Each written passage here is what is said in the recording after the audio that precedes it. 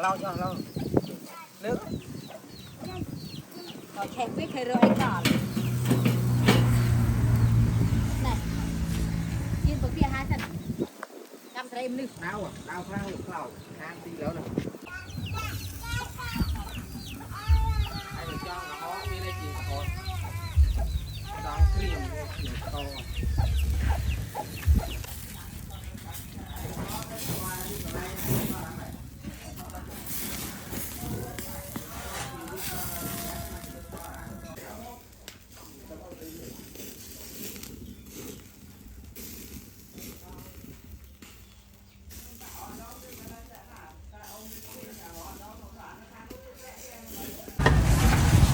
bánh lôi mến bố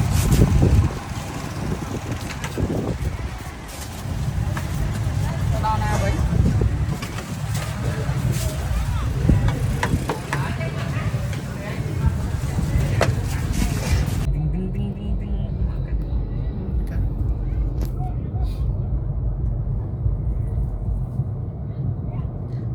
đi sân miền ruộng cái đi này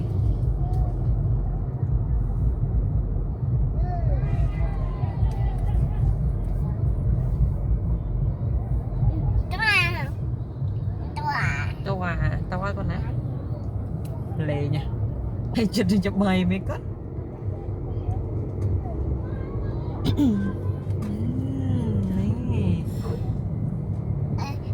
hai cái mông con ôi tôm tao kê chụp sân đây lan ai lan không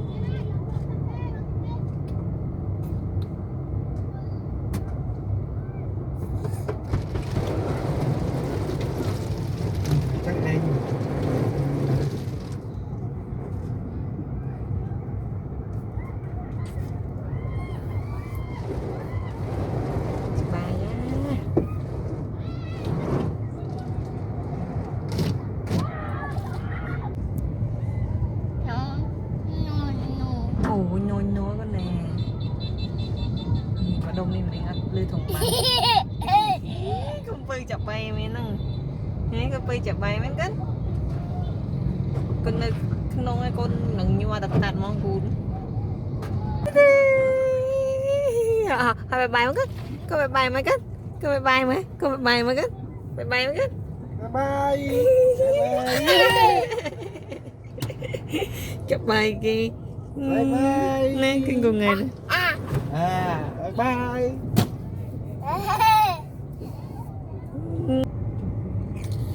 nó ngã vậy mấy nha má nó chết hả đang tại nhang một con nè ơi bật đây mới mà hộp lôi ống lên nó hộp lôi ống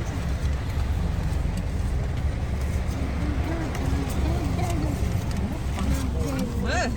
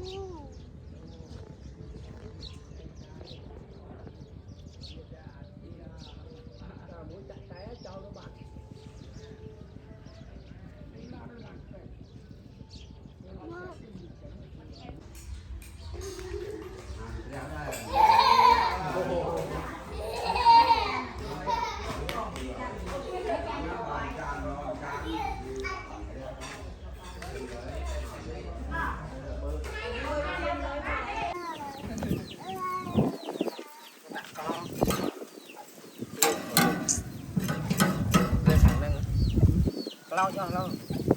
nước Rồi kẹp với cây rơi anh đỏ này chiên bữa kia hai thằng cầm thêm nước đau à đau khang được lao khang tí nữa này đi vô phòng chiếc làm đây liêng đi đau quá đó nè đau à đau mà có một phòng ai được cho nó đi đây chỉ thôi đang cream to bay lôi mẹ một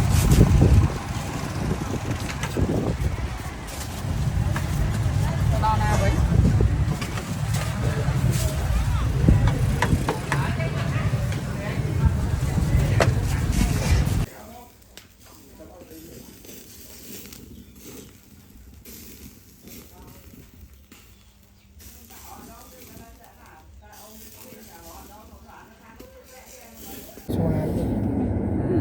ô thầy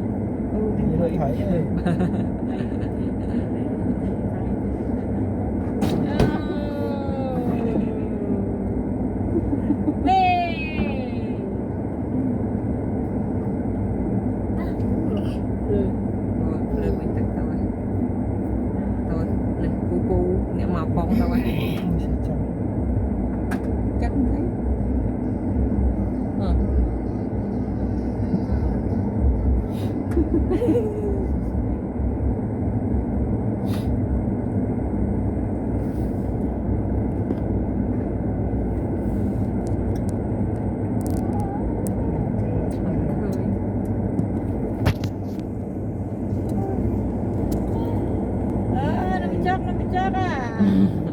nông chóc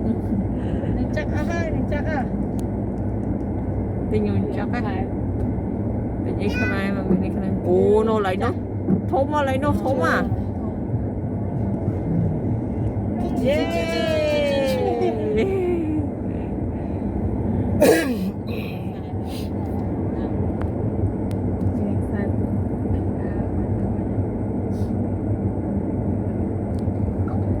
chụp anh camera anh để tao nó cười mình nước thọt thôi rồi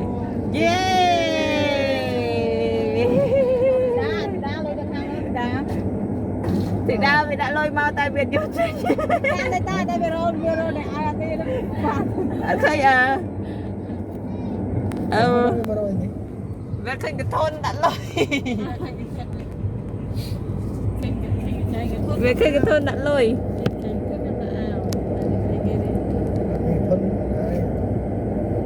thật đi châu bây giờ nhớ tính hộp lại mà cố chung là đang cho bảo để cho hố sao rồi ấy chậm chết tôi có nhiều quá rồi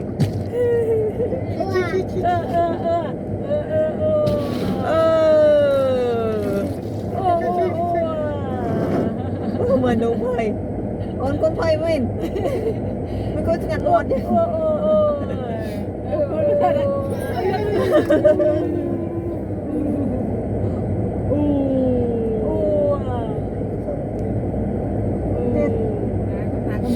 cái ta cho này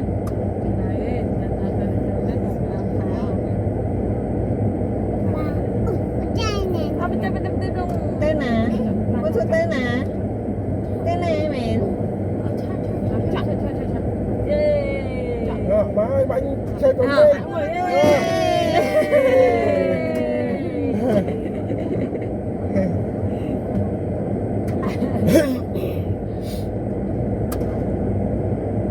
chủ mò con ơi mò hay mình thơm mừng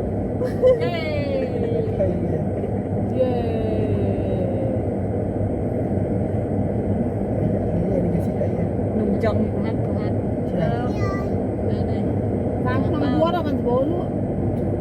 ngon nó một nước chết lâu rồi nó một nước chết lâu rồi liềm pha này chồng pha nó phá báo phá nó pha cho bên nó cái nông này lên đấy nút là mọ đây trên đây này mọ pi bóc con nia này nông này đâu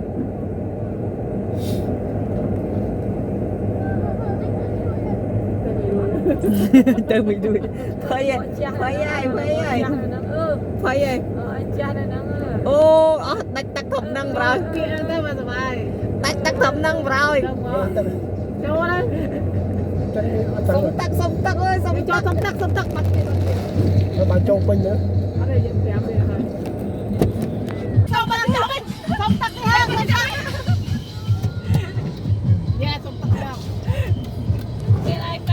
đi ha cho mày sống tắc cái cho tắc ấy ai sống tắc cái sống tắc ơi sống tắc sống tắc cái ê tay đâu đó tay mình nào tức là cái lát lông Thục lại nâng ra lúc vậy đâu. con gì mới mất nên cái chết tắc đó nằm chết tắc ồ ồ chết tắc á bố chết tắc ngui con bye bye mất cái này con bye bye mất no ô lại ní chờ đây nè chơi pi cho con đi hả chứ ngộ bà lại ní mình cái thôn lôi chứ với cái thôn lôi à yeah mình cái thôn lôiទៀត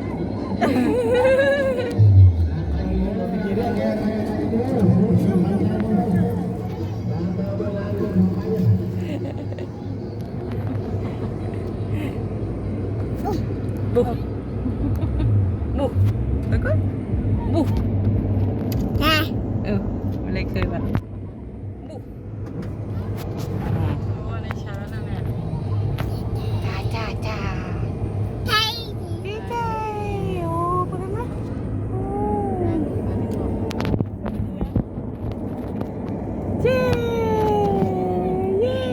em á con bye bye với con bye bye với bye bye với con bye bye với con bye bye với con bye bye với con mama wow mình lười đấy chứ hả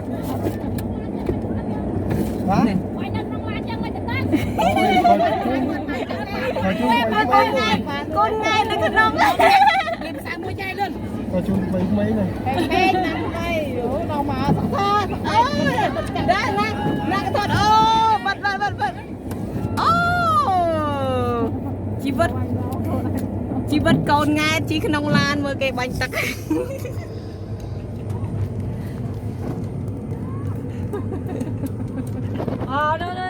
ok đâu ok mua đâu ấp lấy cái chén sao giá ăn với một ai đây đâu.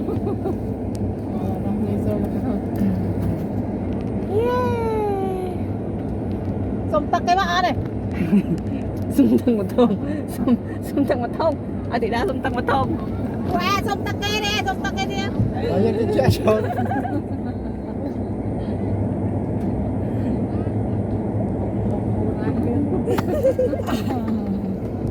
ngọc con của mông anh cơ sao con của mông ô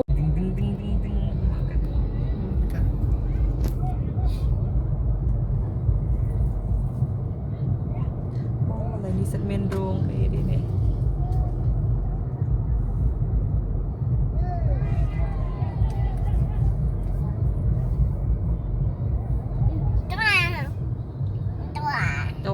tao qua con này lề nha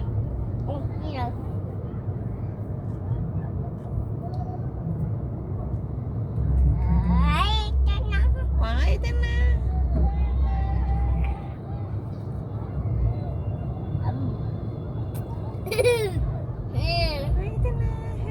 quái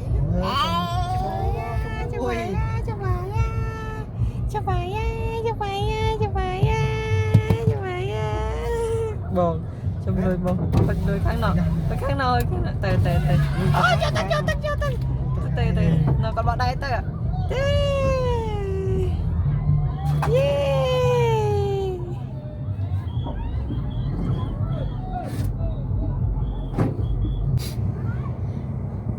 ai giờ tao không để chạy bố lỗi ấy nung cái bánh tét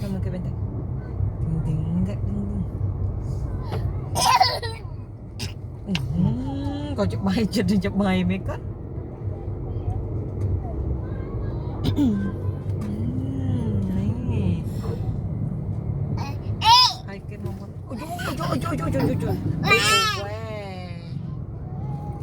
Tôm tàu kê chụp sân này lan Ủa có không? hay lan không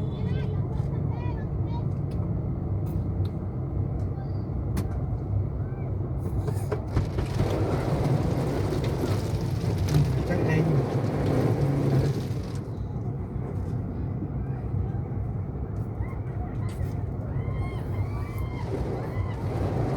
bài á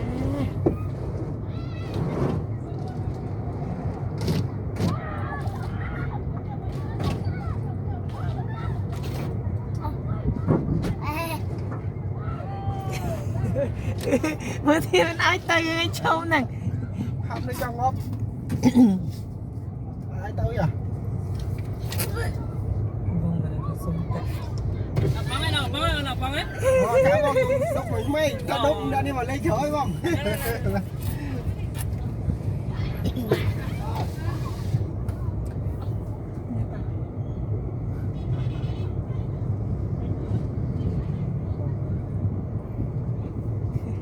bông là nó chụp xong tật cái Hả? Cho nên cái ơi bộ kia ở này. coi ba cái ao ta mình ồ nhồi nhồi con nè và đông đi mình ăn lư thùng bánh không phơi chập bay mấy năng thế có phơi chập bay mấy cái con nông ai con nâng như mà đặt đặt mong cún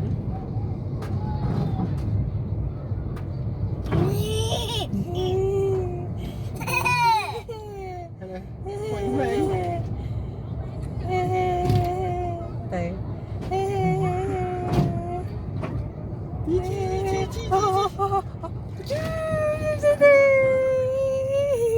hai bài mấy cái có bài mấy cái có bài mấy có bài mấy cái bài mấy cái Bye bye. chụp bài kia Bye bye. nè cái con này À, bye. con này là bài hè hè nên đừng là nó e nó nghĩ ồ mà vậy có nè Rồi sợ đó. bạch qua đây tên lời này thấy tên tiền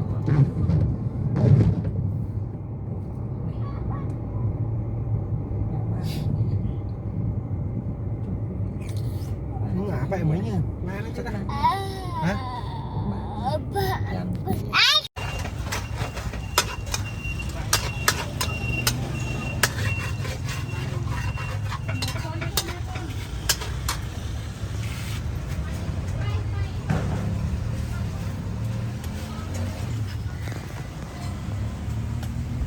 Hỏi tí cho bọn.